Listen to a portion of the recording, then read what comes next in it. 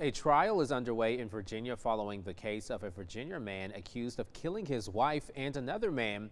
But the family's live-in nanny was she was admittedly having an affair with the suspect. That was a lot for her, but Drew Wilder, he breaks down the case and what prosecutors are trying to prove. The stage is set for one of the most anticipated high-profile criminal cases in Virginia in the last couple of decades. The case against Brendan Banfield, a trial that's being called the Au Pair Affair trial. This is the case of a husband who is on trial for allegedly murdering his wife and another man named Joseph Ryan inside the family's home back in March of 2023. Jury selection was completed in a very short time on Monday. We have 16 jurors that will hear all of the evidence in this case.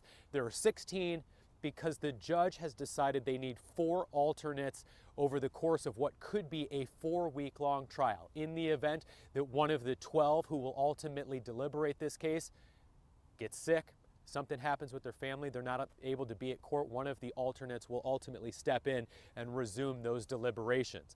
Very interesting during the jury selection process. There's a process that plays out that's called voir dire, and that's where the attorneys ask the potential jurors several questions to try to gauge what these potential jurors might already know about this case or what biases they might have.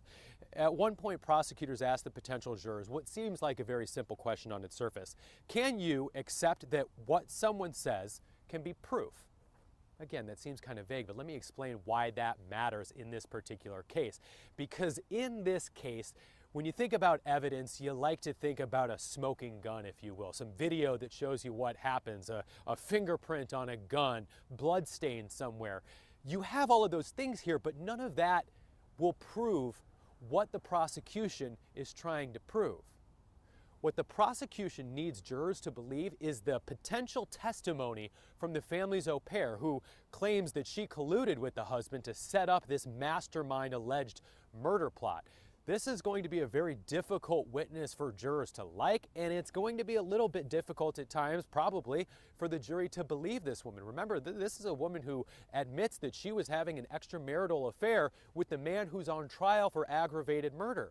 Her story has changed multiple times over the last few years, and the prosecution's going to have a tough time trying to get through all of that to make sure that the au pair story matters and sticks with these jurors. Why?